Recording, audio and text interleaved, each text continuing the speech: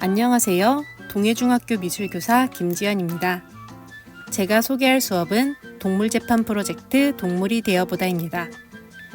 프로젝트라는 제목처럼 이 수업은 한 학기 동안 이루어진 프로젝트 수업입니다. 지구상의 수많은 생명 중 우리는 어떻게 인간으로 태어났을까요? 만약에 우리가 동물로 태어났다면 어떻게 살았을까요?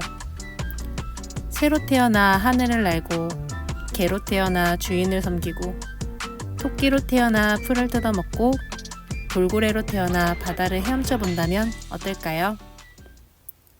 이번에는 조금 무서운 상상들을 해볼게요. 이제 막 겨우 태어났는데 눈 깜빡할 새에 바로 분쇄기에 갈려버리는 상상이요. 아무것도 모를 때 순식간에 죽었으니 괜찮을까요?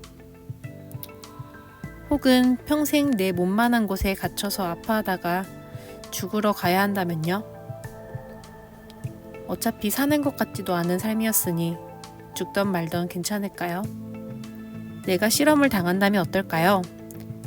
따가운 약들이 발려지고 정체불명의 주사를 맞고 알 수 없는 수술을 받아서 평생 고통을 느끼며 살아야 한다면요.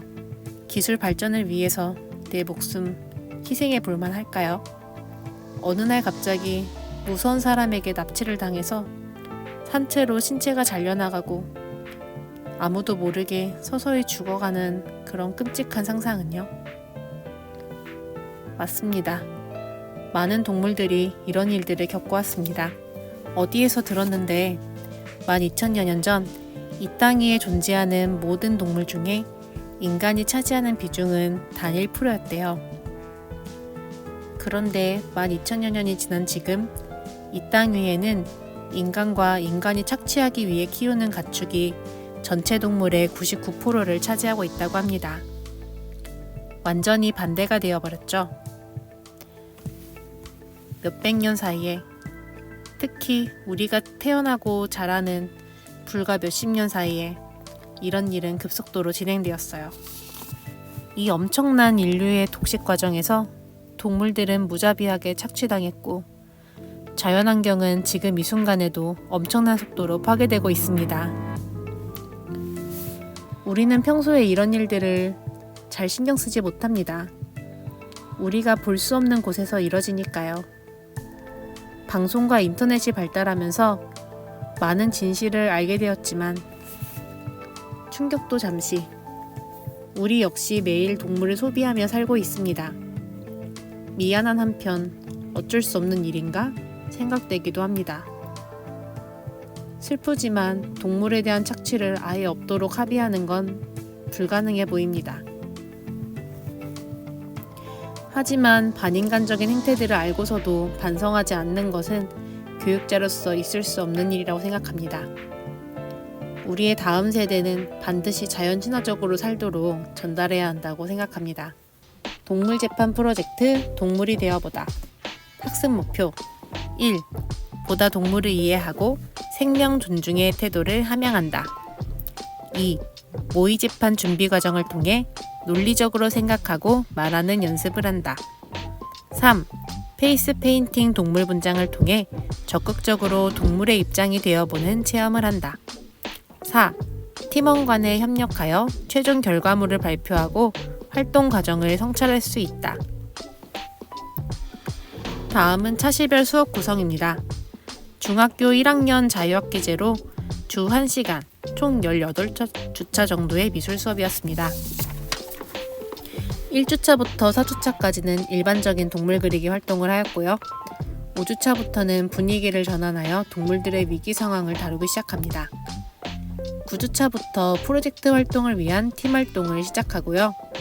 12주차부터 본격적인 동물 재판을 준비하고 16주차, 17주차에는 페이스 페인팅 동물 분장과 동물 재판 발표를 하고 18주차에 프로젝트를 정리하였습니다. 먼저 1주차부터 4주차까지는 자유롭게 동물 그림을 그렸는데요. 멸종위기 동물 중에 동물을 선택하여 사절을 6등분해서 사진을 붙이고 동물을 조사하고 연필 소묘, 색연필 채색, 오일 파스텔, 색면 표현 등 다양하게 표현해 보았습니다. 학생들은 즐겁게 동물을 그렸고 친구들과 그림을 나눠보며 즐거워하였습니다. 하지만 이 활동이 끝나면 5주차는 불편한 진실입니다. 이 애니메이션을 보신 적 있으실까요? 인간이 지구를 파괴하는 과정 3분이라는 부제목으로 아주 유명한 영상입니다. 이 애니메이션 작가가 2020년에 발표한 작품은 더 터닝 포인트인데요. 이 애니메이션은 인간과 동물을 바꾸어 표현한 점이 아주 인상 깊습니다. 이 두 편의 애니메이션을 보고 학생들과 느낀 점을 서로 나누어 봤는데요. 여러 설명들보다 한 편의 애니메이션이 전달하는 힘이 큼을 다시 한번 느꼈습니다. 다음은 제가 만든 PPT 자료입니다. 잔인한 사진을 다 빼려고 했는데도 보기가 참 힘들어서 학생들에게 사전에 경고를 주어야 했습니다. 이 PPT를 통해 학생들은 그동안 몰랐던 동물들의 아픔들에 대해 알게 되었습니다. 동물원의 진실부터 동물쇼, 동물실험, 가축화, 다양한 착취, 유기동물, 크고 작은 동물 학대 등. 다음은 동물권에 관한 명언도 살펴보았습니다. 간디는 말했습니다. 한 나라의 위대함과 도덕성은 동물을 대하는 태도로부터 판단할 수 있다. 제2구달 인간에게는 동물을 다스릴 권리가 있는 것이 아니라 모든 생명체를 지킬 의무가 있다. 6주차에는 각자 하나의 주제를 선택하여 사건에 대해 자세히 조사하였는데요. 활동지를 살펴보면 1번 내가 선택한 고통받는 동물, 2번 이 동물은 원래 어떻게 살아가는 동물인가요? 3번 이 동물이 고통받은 이야기에 대해 자세히 조사해주세요. 4번 내가 이 동물로 태어났다면 동물의 입장에서 일기를 써주세요. 5번 이 이야기를 조사하며 들었던 생각과 느낀 점입니다. 7주차에는 활동지를 통해서 동물의 자연스러운 모습과 동물이 고통받는 모습을 이미지 사진을 만들었는데요. 캔바를 이용하여 글씨까지 넣어서 두 이미지가 대조가 되게끔 만들었습니다. 그리고 8주차에는 활동지와 이 이미지를 서로 나누면서 더 많은 사건에 대해 우리가 자세히 알게 되었습니다.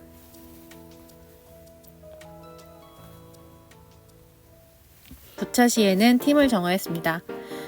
팀 구성 시에는 특별히 신경 써야 할 부분이 있는지 각 반 반장과 담임 선생님께 미리 자문을 구하는 것이 좋습니다.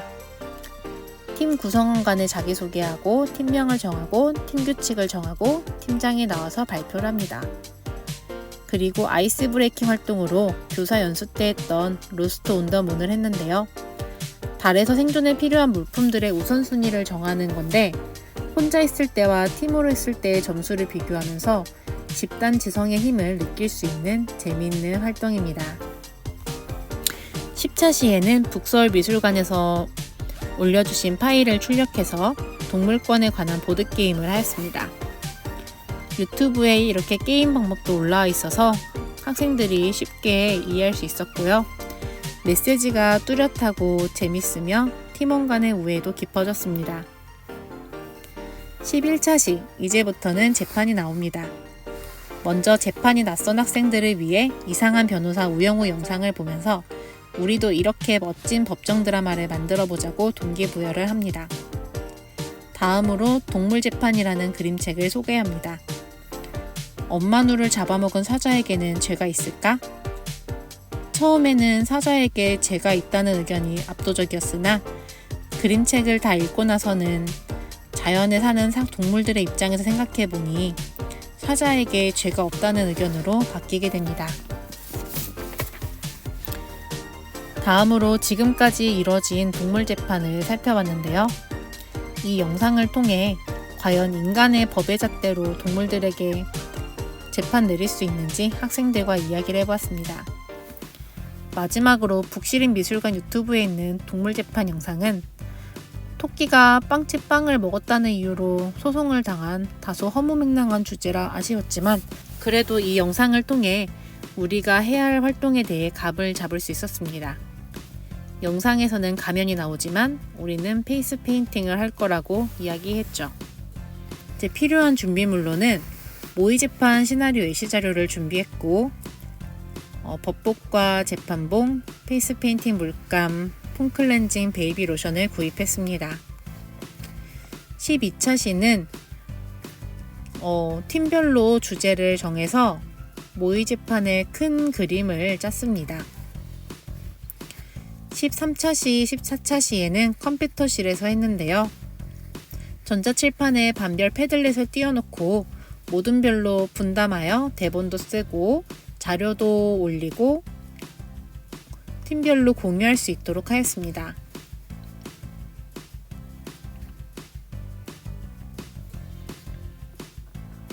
학생들은 열심히 대본을 썼습니다.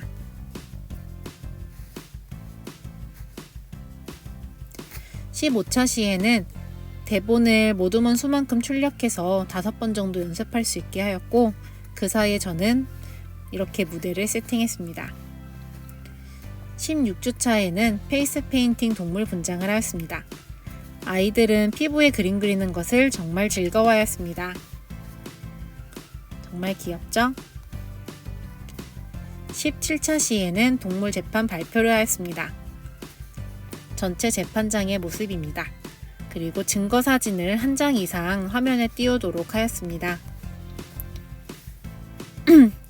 이 학생들은 지느러미 잘린 상어의 억울함을 표현하기 위해서 상어 학생이 옷까지 벗었고요. 등에 샥스핀 잘린 모습을 표현하였습니다.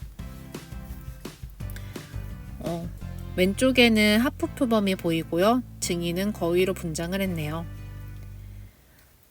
그리고 보신탕을 출력하여 보신탕을 연기한 학생도 있었습니다.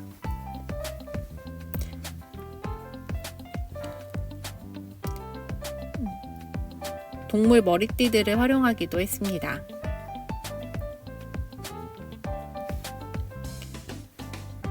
죽은 팬더는 영정사진으로 표현했습니다. 그리고 발표할 때 이렇게 감상활동지를 작성했는데요. 이 재판은 동물의 입장을 충분히 전달하고 있나요? 이 재판은 주장하는 근거를 논리적으로 제시하였나요? 팀원들은 연기에 최선을 다하였나요? 그리고 베스트 팀원은 누구였나요? 그리고 18차 시에 이런 모든 피드백을 나누고 자기 평가도 하고 동료 평가도 해서 자기 평가랑 동료 평가의 그 차이를 비교해 보기도 했습니다. 그리고 프로젝트 과제로부터 무엇을 배웠는지, 언제 어떻게 활용할 수 있을지, 팀 활동을 통해 느낀 점은 무엇인지 정리해서 나누는 시간을 가졌습니다. 그리고 마지막으로 선생님인 저는 이번 프로젝트를 통해 늘 마음 한켠에 동물들의 아픔을 기억하고 조금이라도 동물들의 고통을 줄이기 위해 노력해줬으면 좋겠다고 얘기를 했습니다. 수업이 끝나고 느낀 점은 저 역시 동물권에 대해 인식 개선을 다루었을 뿐 실제적인 실천은 아니었기 때문에 아쉬웠고요. 그래도 학생들에게 불편한 진실을 알려줘서 학생들에게 충격을 줬던 것이 굉장히 뿌듯했고 또 처음으로 이렇게 한 학기 긴 프로젝트 활동을 할 수 있어서 뿌듯했습니다. 학생들도 확실히 평소에 쉽게 할 수 없는 활동을 하면 남다른 책임감과 도전의식이 생기는 것 같습니다. 그래서 선생님들께서도 평소에 관심 있으신 키워드가 있으시면 그 키워드로 한 학기 동안 1년의 수업 활동을 해보시길 제안드리고 싶습니다. 저희가 자유로운 미술 과목이기에 더더욱이 가능한 특권이라고 생각하고요. 프로젝트 수업을 통해 선생님께서 중요하게 여기시는 그 키워드가 아마 아이들 마음속에 더 오래 깊이 살아 숨쉴 것 같습니다. 여기까지 저의 수업 발표를 마치겠습니다. 모든 미술 선생님들의 즐거운 미술 수업을 응원합니다. 동물재판 프로젝트 동물이 되어보다의 동해중학교 미술교사 김지연이었습니다. 감사합니다.